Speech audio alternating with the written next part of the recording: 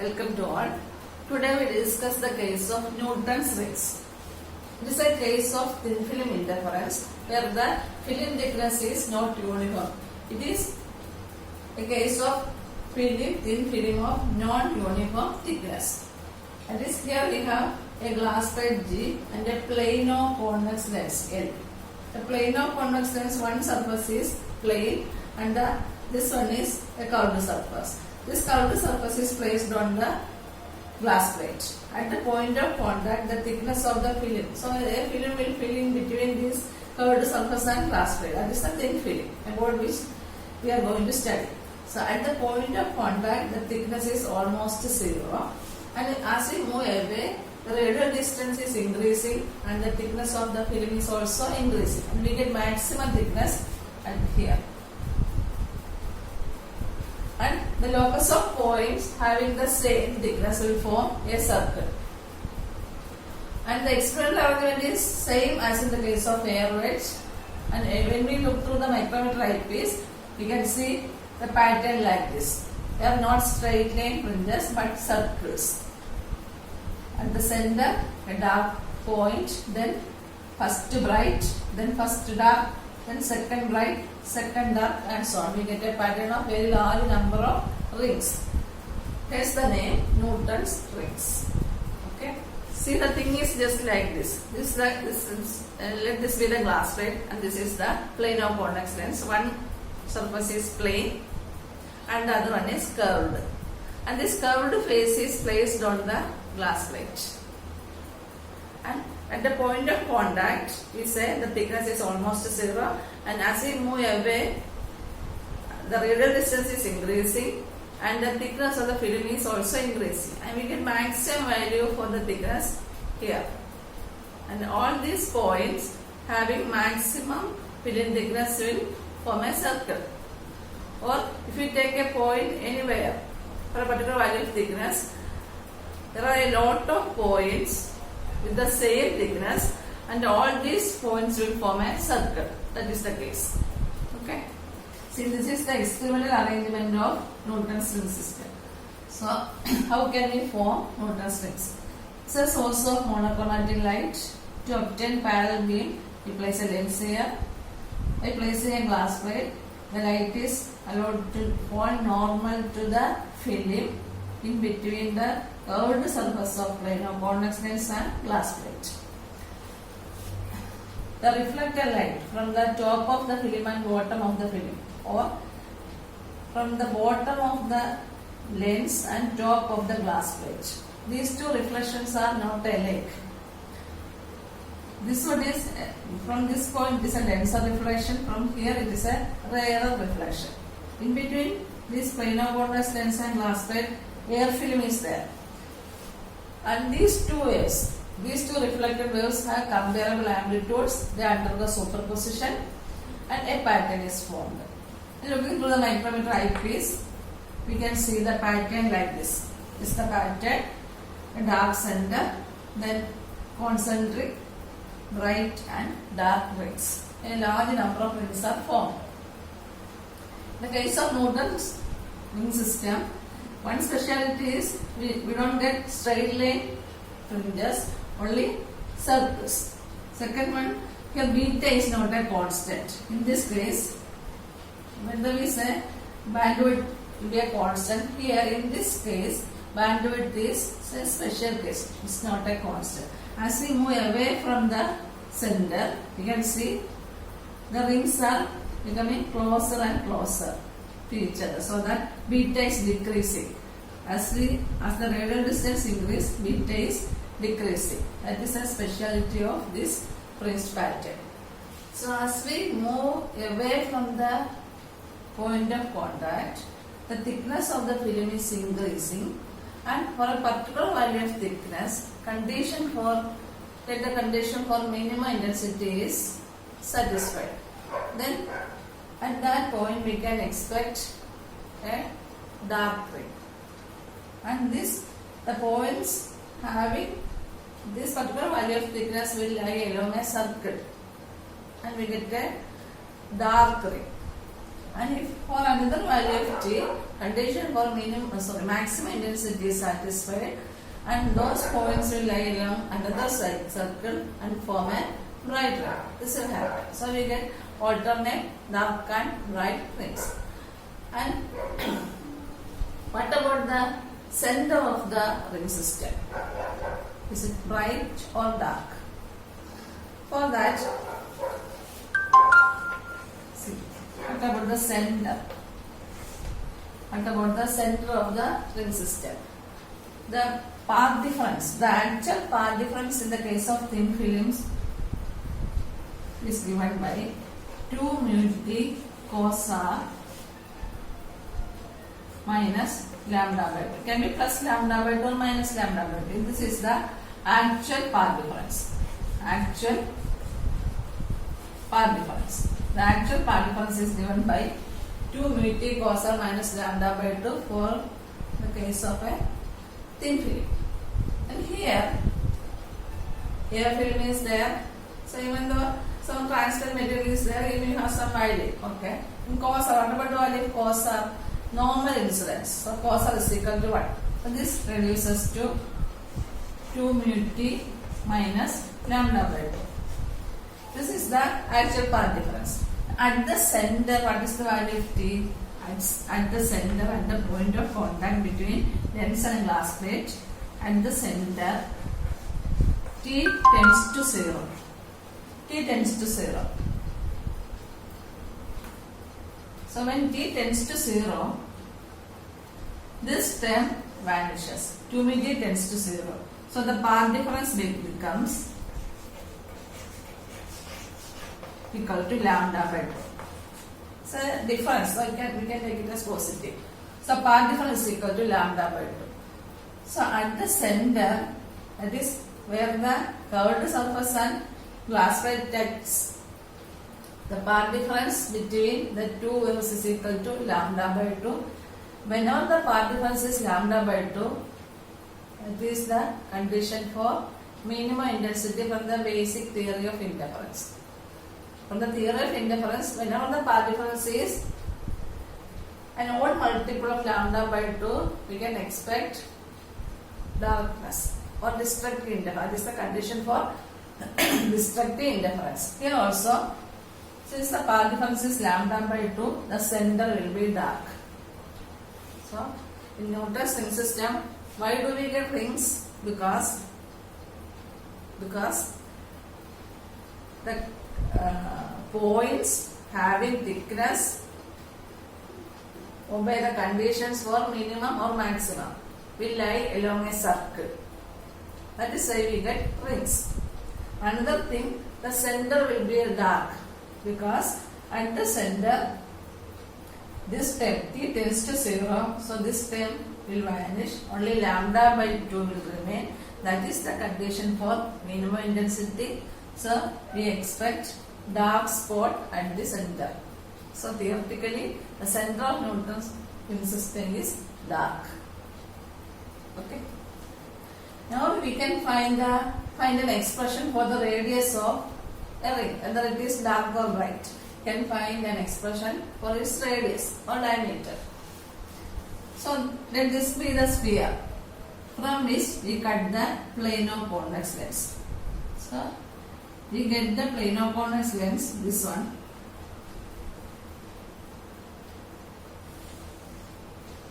This part. This is the plano convex lens. This we get from a sphere. And the sphere has a radius r. So we say the radius of curvature of plano convex lens. R is the radius of curvature of the plano convex lens.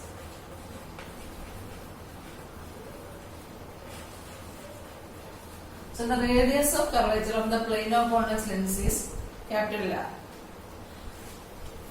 And this is O is the point of contact of the curved surface and the glass. This is the glass plate. This is the glass plate. And as we move away from this point, the thickness of the air film is increasing, and we get maximum thickness here. Here we get maximum value of T. along a circle. And here the center, which is dark, this side is dark, then first bright, first dark, second bright, second dark, and so on. And let at a thickness BD, B is this point and D is this point. So at a thickness BD, let the end ring is formed. We assume that first, second, third, fourth, etc. rings are formed as we move away from the point of contact. And the end ring, let it be 10th or 9th ring is, can be dark or bright, is formed for a thickness BD. Okay. And from the geometry of this figure, this BD is same as AO. AO is this point, A is this point, O is the point of contact. Okay. Then we get a right angle triangle, and triangle CAB. Triangle CAB, this one. This is triangle CAB. So in triangle CAB,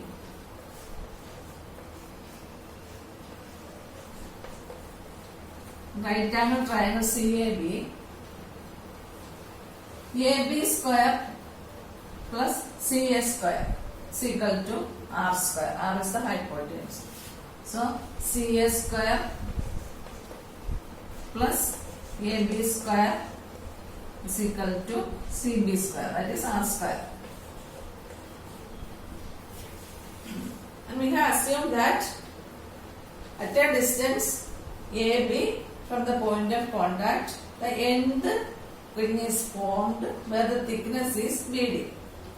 So we can write in this, we can write in terms of the known quantities R. Okay. And now we can write the end ring is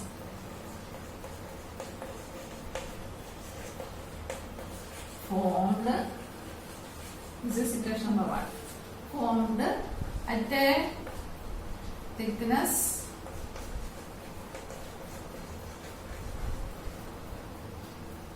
BD. The thickness BD, and the ring is formed. Then from this figure, AO is equal to BD. That is the thickness of the BD, where end the ring is formed. Then look at equation number 1, CA. What is CA? AO is equal to the thickness of the film where end the ring is formed. And then R, n plus 1, n plus 2, etc. rings are there up to this point. Here we get the maximum thickness. So this is only this much distance, this much thickness. So AO is equal to T CA. Equation number 1, CA. CO is equal to R. CO is equal to R. So equation 1 becomes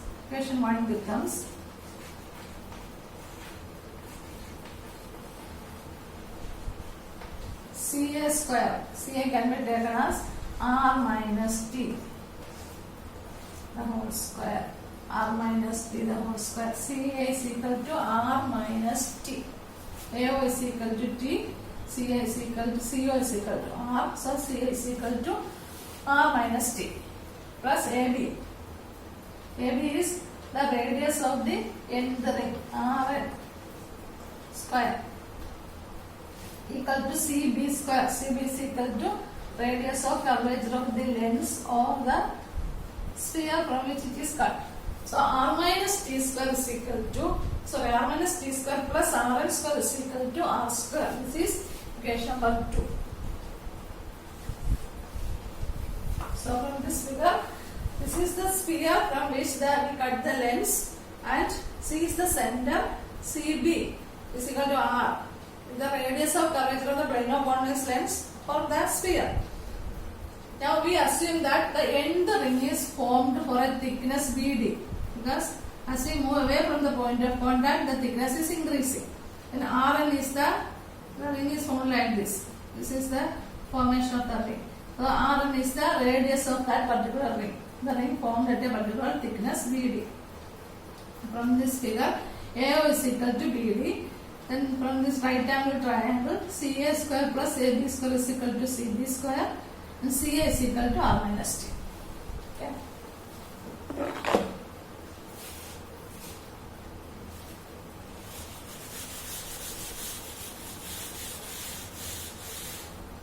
Now we can take this equation R minus T square plus Rn square is equal to R square. That is equation number 2. Same equation. So R minus T square plus Rn square is equal to R square. So expanding A minus B the whole square, that is R square minus 2RT plus T square plus Rn square is equal to R square. R square get cancelled. Then T square plus Rn square minus 2RT equal to 0. Then what about the value of T square? T square. T is very small. T is the thickness of the film is small. We can neglect that T square. Since T is very small compared to capital R, we neglect it, then we get Rn square is equal to 2RT. Rn square is equal to 2RT. Or thickness, this is the radius of the end ring, so Rn is equal to root of 2RT. Or here we write the thickness of the film where end ring is formed is equal to Rn square by 2R. So we get an expression for the, not the radius, for the thickness of the film where end the ring is formed. This is equation number 3. Now let the ring be a dark one. So we can find radius of curvature of dark rings and bright rings separately. So here T is equal to Rn square by 2R, where Rn is the radius of a ring, and for a dark ring, for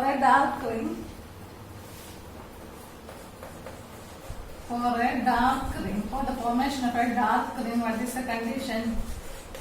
2 mu T cos R is equal to n lambda, and here cos R is equal to 1. So we write 2 mu T is equal to n lambda. 2 mu T is equal to n lambda is the condition for the formation of a dark ring.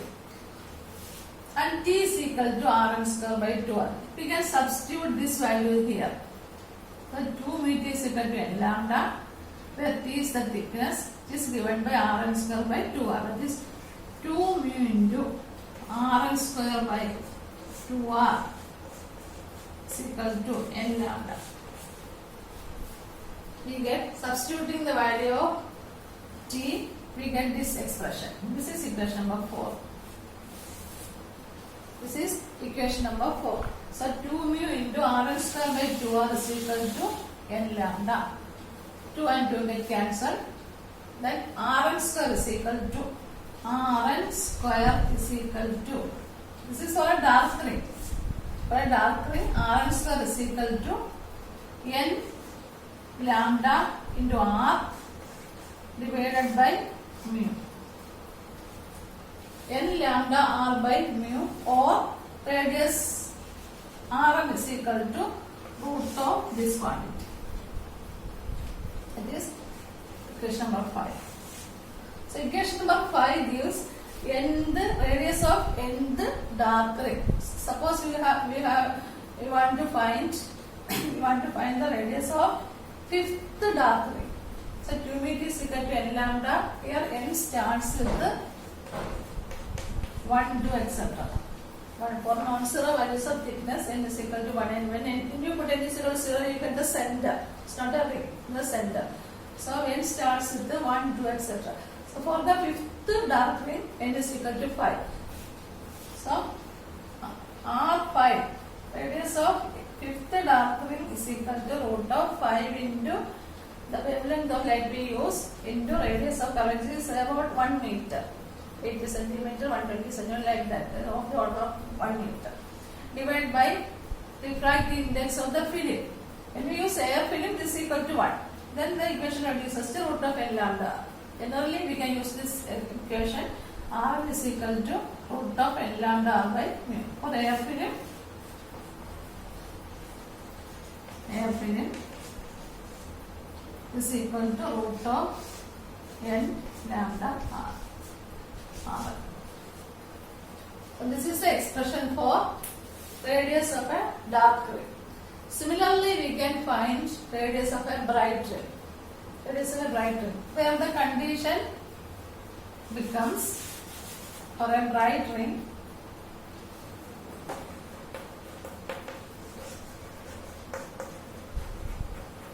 this is the condition, humidity is equal to n plus half lambda. Here n starts with the 0, 1, 2, etc. That is, for the first bright ring, you put n is equal to 0 or humidity is equal to half lambda. Don't forget that. For the first bright ring, humidity is equal to half lambda. So here also, we can do the same steps, that is 2 mu into r square by 2r. Same as in the case of dark ring. This is equal to n plus half lambda. And finally we get Rn is equal to root of n plus half lambda r divided by mu. And for air film,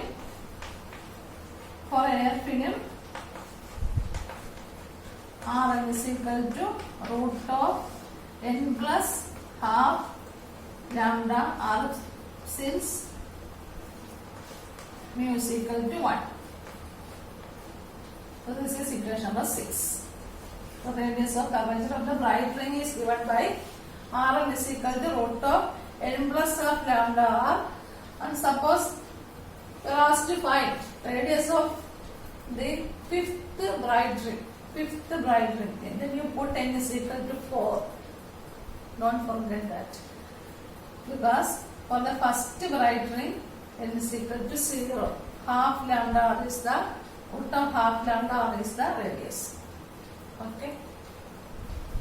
So we got expressions for the radii of dark and bright rings. In the dark and in the bright rings. Root of n lambda r for dark ring and root of n plus half lambda r for bright ring. Then using this expression, we can find an unknown wavelength. The traveling microscope, we can find by measuring the radius of fifth dark ring or sixth dark ring. We can find the value of lambda if r is known. But when we take these measurements, this experiment, instead of measuring radii of different rings, we measure the diameter. So, for example, take this one, this ring. Let this be the fourth ring. 1, 2, 3. This third ring. This is the third ring. Third dark ring. This is the first one, second one, third one. So to find the radii of this third ring, using the traveling microscope, we can take the measurement, the reading corresponding to the center as x1 and corresponding to this point as x2. Then the difference will give the value of this radius. This mesh is the radius of end third dark ring. But it is more accurate to measure the diameter. So while doing experiments, instead of measuring radius, we measure the diameter. That is, the accuracy is small. So instead of taking this reading, we take the reading here. This is taken as x1 and this is x2. So this will be diameter of the third dark ring. Similarly, we can find the diameters of different rings in this system. because the accuracy is more. Now we can write the expression for the diameter of a dark ring. Diameter of a dark ring is given by diameter of nth dark ring is equal to 2 into Rn. 2 into Rn, that is 2 into root of n lambda r, where n is equal to 1, 2, 3, etc. So this is the diameter of nth dark ring, dn. This is taken as dn. And if you know the diameter of a particular ring, you can find lambda is equal to this much only theoretically, because it is a practical problem. When we take this ring system, we expect that the center is a dark spot, then first bright, then first dark, and so on. But actually, while looking through the traveling microscope, we cannot see the dark spot at the center. Instead of that, we get a cloudy appearance like this. This is what we get in real case. In lab, this is the center. That is first few rings. First few rings means first few the center dark spot plus few dark rings plus few bright rings will form, they together form a cloudy appearance at the center. So there is a problem. Then after this cloudy appearance, then the rings are clearly seen. This is the first clearly seen bright ring. We cannot say this is the first bright ring. This is the first clearly seen bright ring. Then this is the first clearly seen dark ring, and so on. That means we cannot say the correct order of the ring. We are not aware of the value n. N is remaining as unknown, because first few rings means can be 7 or 6 or 6 dark, 6 dark and 7 bright, or 9 bright and 8 dark. We don't know. So we don't know the correct order of different rings. We cannot judge. We say we can't judge. That is the word we use. We can't judge correct order of different rings. That is a problem we face while doing experiments. Theoretically it is okay. Using this expression we can find if a problem is given, we can solve it by substituting the values. But in real case, while doing practical, we cannot get the correct order of rings. Because this is the 5th ring or this is the 6th ring. This just say first clearly seen, second clearly seen, third clearly seen, and so on. So we have to eliminate this n from this expression for practical purpose. Okay.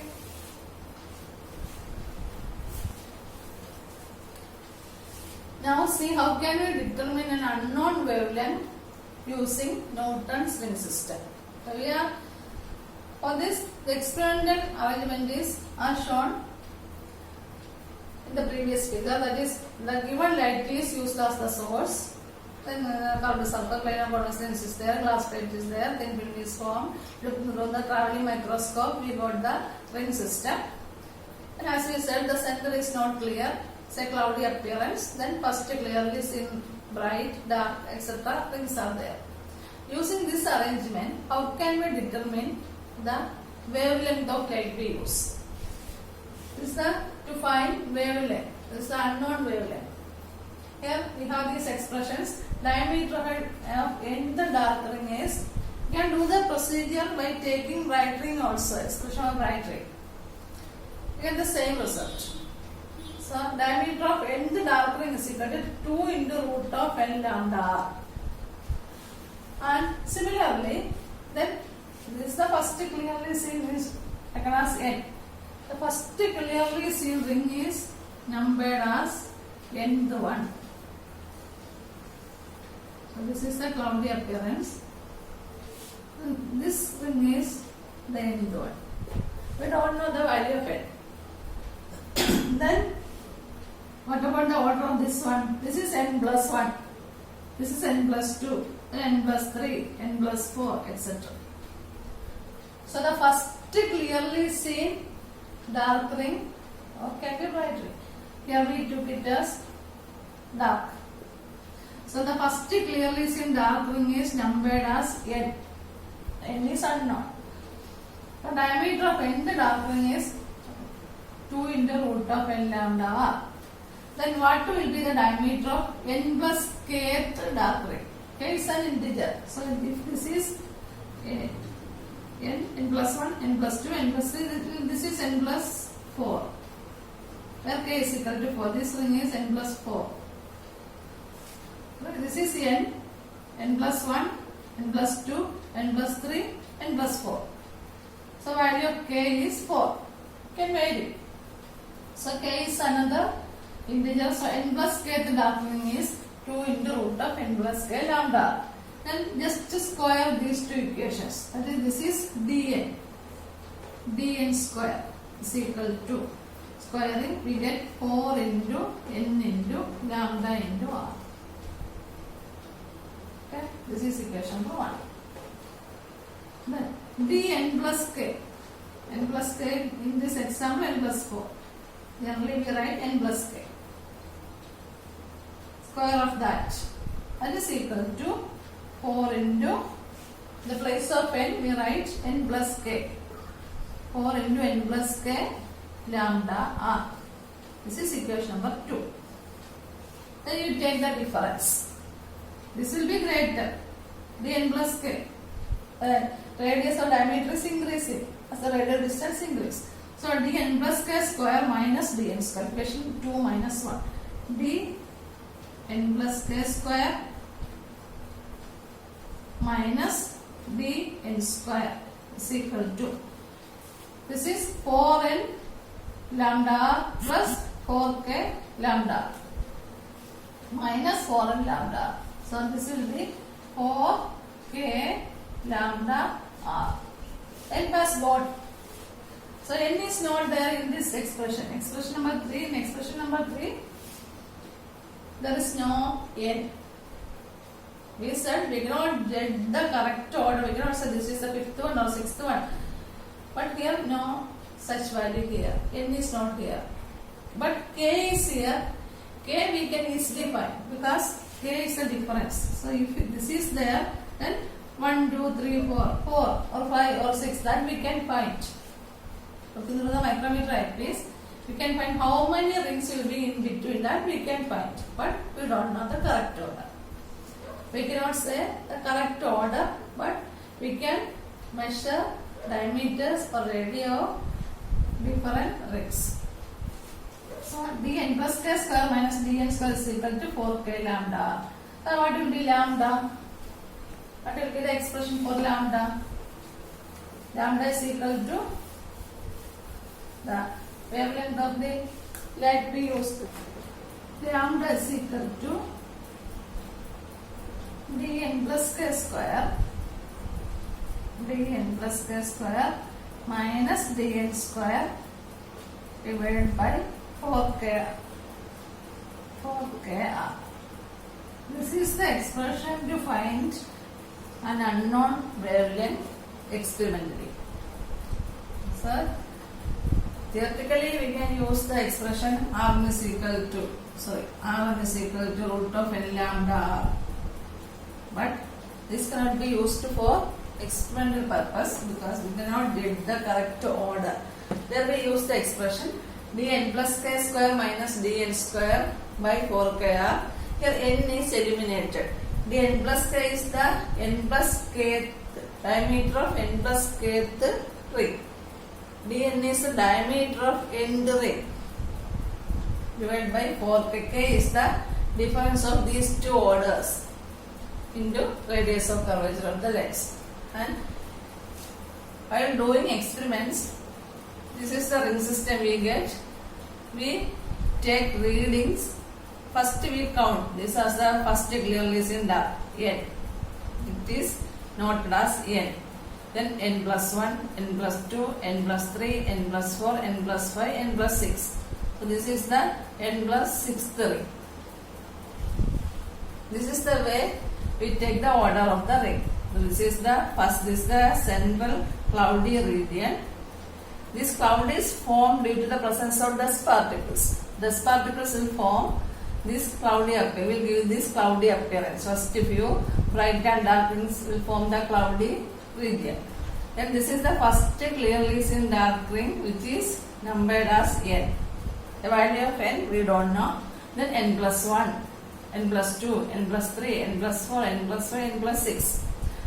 And using the traveling microscope, the vertical crosswire is made to coincide with this one, and the reading is noted as x n plus 6, x n plus 6. So it is moved along this direction. So while taking the readings, we move the micrometer or the traveling microscope along the same direction. Otherwise, backlash error will happen. So n plus 6, then reading corresponding to n plus 5, n plus 4, n plus 3, n plus 2. Like we reached at the cross the central portion, reached at the other half. That is this n plus 1, n plus 2, n plus 3, n plus 4, n plus 5, n plus 6. This is the n plus 6th ring on right side. This is on right side, this is on left side.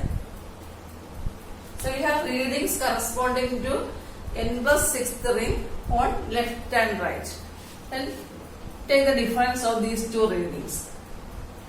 That will give diameter of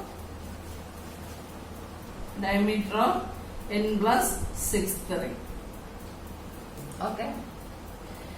Similarly, we can find diameter of n plus 4th ring, n plus 2nd ring, and nth ring. Then, if it is n plus 6th ring, this is nth ring, k will be 6. In this manner, we can find an unknown wavelength using traveling microscope. So this is an important application of Newton's ring system. Another application we have to study is to find a refractive index of a transparent liquid. That we will discuss in the next class. Thank you.